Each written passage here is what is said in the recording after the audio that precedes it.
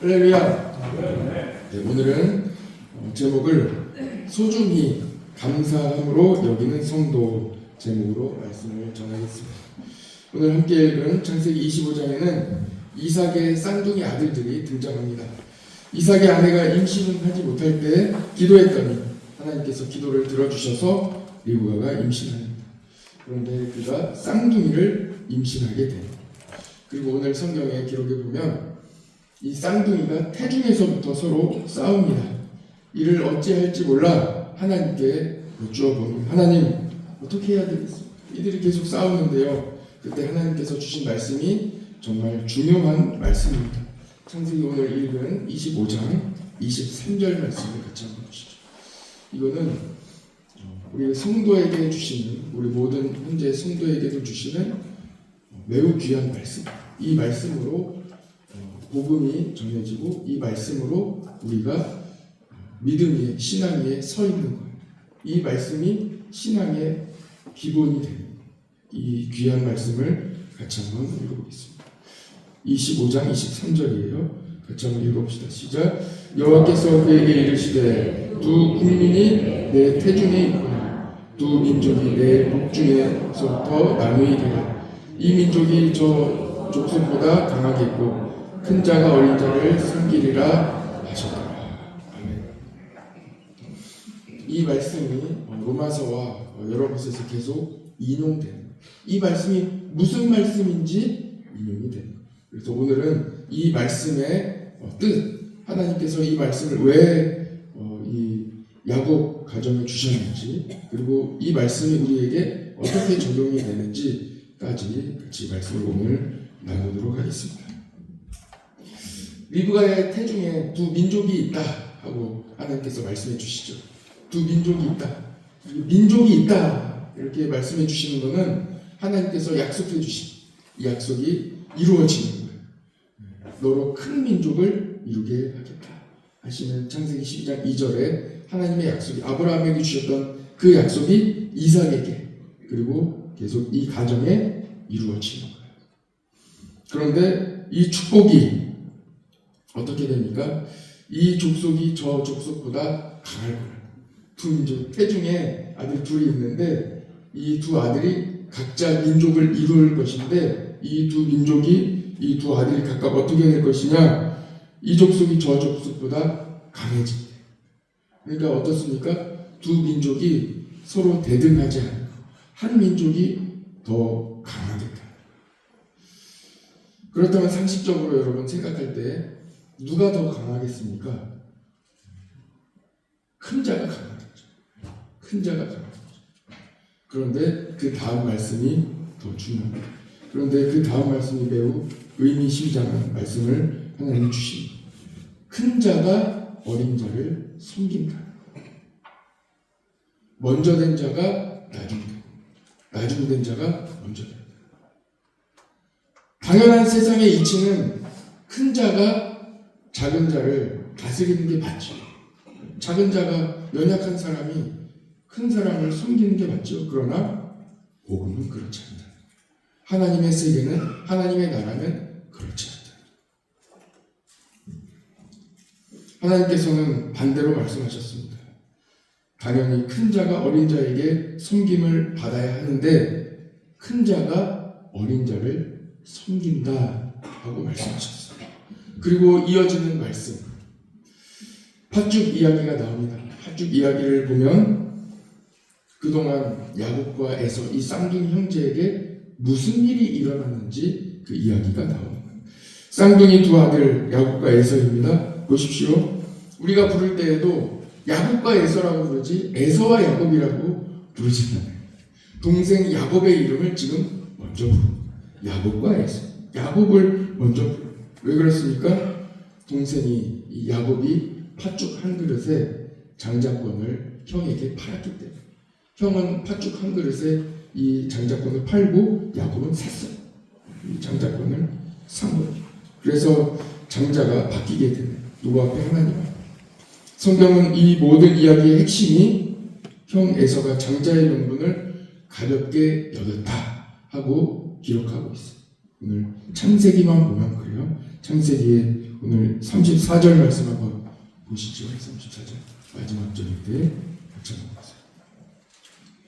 네, 같이 읽어볼까요? 시작. 야곱이 떡과 팥죽을 에서에게 주매 에서가 먹으며 마시고 일어나 갔으니 에서가 장자의 명분을 가볍게 여기었더라. 아멘. 여기까지 보고 이제 여러분들에게 말씀을 전한다 그러면 쉽게 말씀을 전할 수 있습니다. 인문학적으로 감사해야 되고 또 여러분들이 잘 살아야 되고 주신 것 소중히 여기고 감사히 여기고 잘 살아가야 됩니다. 있을 때 잘하세요. 이런 말씀을 전할 수 있습니다. 그러나 오늘 주시는 하나님의 말씀은 여기에 머물러 있지. 그 다음, 이 다음에 주신 그 하나님께서 주시는 핵심 메시지가 이 말씀 안에 담겨 있는데 그 말씀이 바로 23절의 말씀입니다. 이 모든 것을 누가 하신다고 하시는 거예요? 하나님께서 하시는 거예요. 우리가 겉으로 볼 때는 에서가 장자권을 야곱 동생에게 판 것 같아요. 장면을 한번 상상해 보십시오.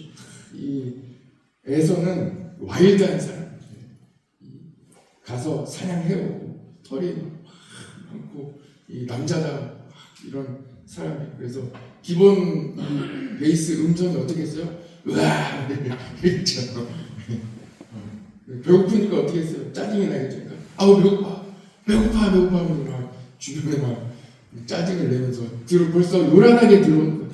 아 배고파 하면서 막 들어오는데 그 안에서 요즘 무슨 남 하는데 무슨 저는 잘 모르겠습니다. 그래서 이제 이 집안에서 조용히 집안일을 하면서 이렇게 하얀 살결로 지내고 있던 야곱이 마침 팥죽을 끓이고 있는 거예요. 그래서 이 와일드한 형에게 팥죽을 주는데 자기의 장자권을 사겠다. 나한테 팔아라. 그러니까 어떻게 하겠어요? 야 배고파 죽겠는데 가져와보면 내가 다 줄게 하면서 다 이렇게 가볍게 여기며 파는 거예요. 그런데 이 모든 과정에 누가 개입하시고 누가 이루어 가셨다는 거예요? 하나님께서 이루셨다는 거예요. 그 말씀을 같이 한번 보겠습니다. 로마서 9장으로 같이 한번 가봅시다.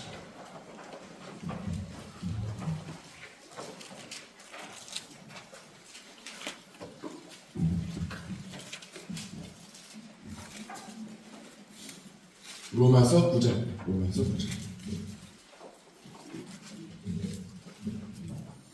모든 것을 하나님이 하셨다. 하나님이 하신다. 로마서 9장 11절. 로마서 9장 11절.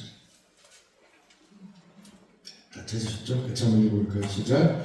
그 자식들이 아직 나지도 아니하고 무슨 선이나 악을 행하지 아니할 때 택하심을 따라 되면 하나님의 뜻이 행위로 말미암지 않고 오직 부르시는 이로 말미암아 서게 하려 하사. 이 말씀을 읽을 때는 첫 말씀을 잘 읽어야 돼요. 그 자식들이 아직 나지도 않고. 그 자식들이 누구예요? 야곱과 에서. 아직 태중에 있을 때부터 하나님께서 선택하셨다. 이미 하나님께서 선택하셨다. 두 민족이 있는데 두 아들 중에 한 사람을 선택하셨다. 그런데 그 선택의 과정, 그 선택의 이유, 그리고 왜 하나님은 그렇게 하셨는지 사람들은 생각할 수 있어요. 하나님 너무 이거 불합리한 거 아닙니까? 태어나기도 전부터 그가 아무런 행동도 하지 않았는데 어떻게 하나님은 한 사람은 택하시고 한 사람은 택하지 않으실 수 있습니까? 하는 그 물음에 대하여 하나님께서 답해 주십니다. 하나님의 선택에는 부족함이 없다. 그 안에 정의가 있다. 모든 것이 하나님의 택하심과 하나님의 뜻에 달려있다고 말씀하십니다. 로마서 9장 13절 밑으로 조금만 내려가 보세요. 11절 읽었는데 13절, 14절 두 절의 말씀을 같이 한번 읽어보겠습니다. 13절부터요. 시작. 기록된 바 내가 야곱은 사랑하고 에서는 미워하였다 하심과 같으니라. 그런즉 우리가 무슨 말을 하리요? 하나님께 불의가 있느냐? 그럴 수 없느니라. 사람들이 생각하나? 어떻게 그러실 수 있습니까? 하나님을 향하여 이 부분은 하나님 불의한 것 아닙니까? 왜 하나님 이렇게 하셨습니까? 하고 사람들이 물어볼 때 하나님께서는 이렇게 답해 주시죠. 내가 너를 사랑했다. 야곱아, 내가 너를 사랑했다. 하고 내가 너를 택했다. 하고 말씀해 주십니다. 하나님은 분명히 선택하십니다. 택하신 족속이 있는 하나님은 다 알고 계십니다. 또한 하나님은 사람의 마음까지도 그의 모든 것을 다 아시고 사람을 택하시고 그리고 하나님의 뜻대로 하시는 거예요. 그 다음 이어지는 15절, 16절 말씀 같이 한번 또 읽어봅시다. 로마서 9장 15절, 16절 두 절의 말씀입니다. 제가 먼저 15절을 먼저 읽을게요. 모세에게 이르시되 내가 긍휼히 여길 자를 긍휼히 여기고 불쌍히 여길 자를 불쌍히 여기리라 하셨으니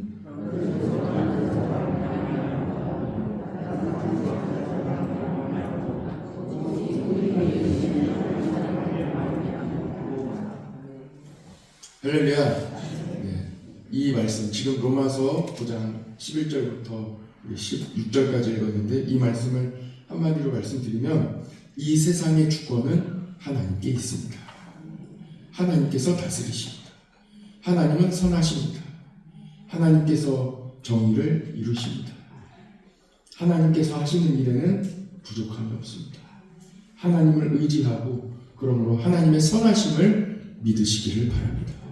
하나님께서 모든 일을 선한 길로 인도해 가심을 믿으시기를 바랍니다. 이 말씀이에요. 하나님은 하나님의 뜻대로 이 세상을 이끌어 가십니다. 하나님의 뜻대로 이끌어 가십니다.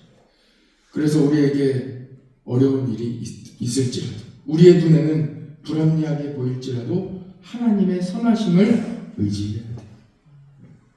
하나님이 이루어 가십니다.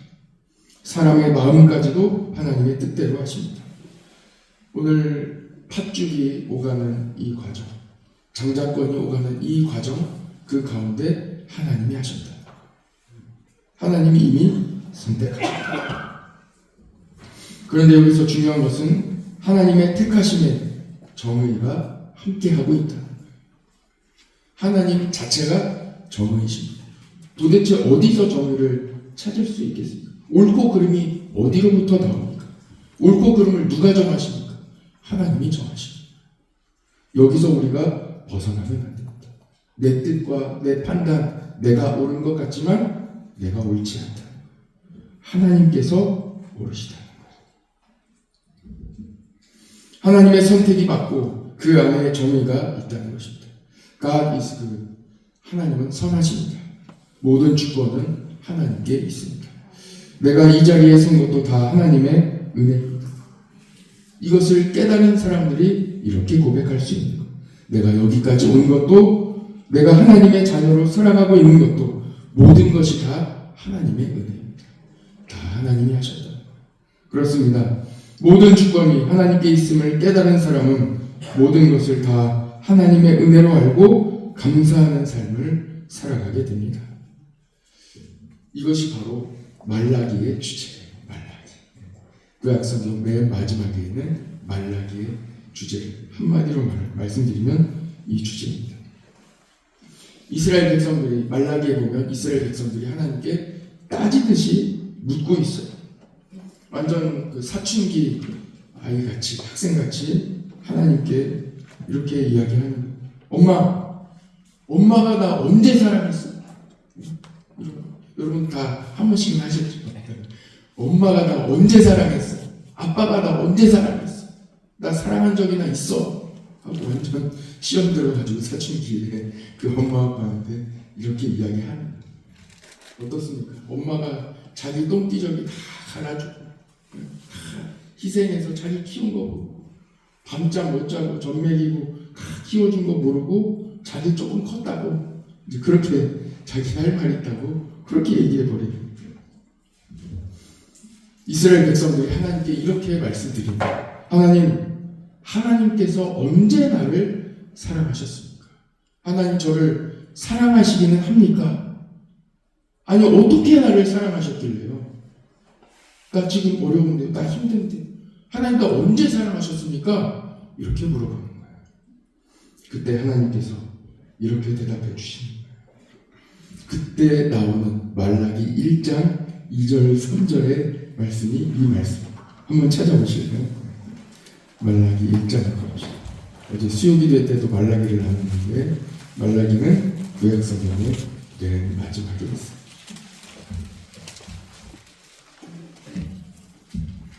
마태복음 바로 앞에 있는 게 말라기 1장 2절. 그때 하나님께서 대답해 주시는 말씀이 야곱과 에서의 말씀입니다.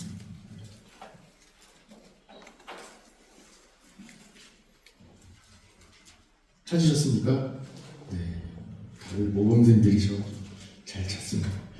말라기 1장 2절 말씀 같이 한번 읽어봅시다. 시작. 여호와께서 이르시되 내가 너희를 사랑하였노라 하나 너희는 이르기를 주께서 어떻게 우리를 사랑하셨나이까 하는도다. 나 여호와가 말하노라. 에서는 야곱의 형이 아니냐. 그러나 내가 야곱을 사랑하였고 3절도 읽어볼까요? 에서는 미워하였으며 그의 산들을 황폐하게 하였고 그의 산업을 광야의 이리들에게 넘겼다. 이렇게까지 내가 너희를 사랑한다. 이스라엘이라는 이 말이 무슨 말이에요? 야곱에게 주신 하나님의 또 다른 이름이죠. 이스라엘. 그 민족, 그 자손들이 이스라엘 백성들. 우리도 믿음으로 그 길을 따라가고 하나님의 자녀로 삼아주셨죠. 우리도 다 똑같은 거예요. 우리도 하나님께 이렇게 따지듯 물어보고 하나님 제가 이렇게 어려운데 언제 나를 사랑하셨습니까? 나 어려운데 나 힘들어요. 그때 하나님이 이렇게 대답하시죠. 내가 너를 택했다. 신약성경의 서신서를 쭉 보십시오. 계속 처음부터 서신서 1장에 보면은 계속 나오는 말씀이 내가 너를 택했다. 야곱아, 내가 너를 택했다. 너희는 택함 받은 성도들이다. 여러분들 지금 그냥 나와 있는 게 아닙니다. 하나님께서 여러분들을 사랑하셔서 여러분들을 택하셔서 여러분들이 지금 이 새벽에 나와 있는 거예요. 이것을 우리가 잘 알아야 돼요. 그래서 내가 어떤 일이 있어도 하나님이 나를 사랑하시는 끝까지 나를 지켜주시고 버리지 않으시는구나. 이것을 깨달아야 합니다. 하나님은 여러분을 사랑하십니다. 하나님은 여러분을 사랑하세요. 그런데 우리는 늘 하나님께 사춘기 아이처럼 하나님이 나를 언제 어떻게 사랑하셨습니까?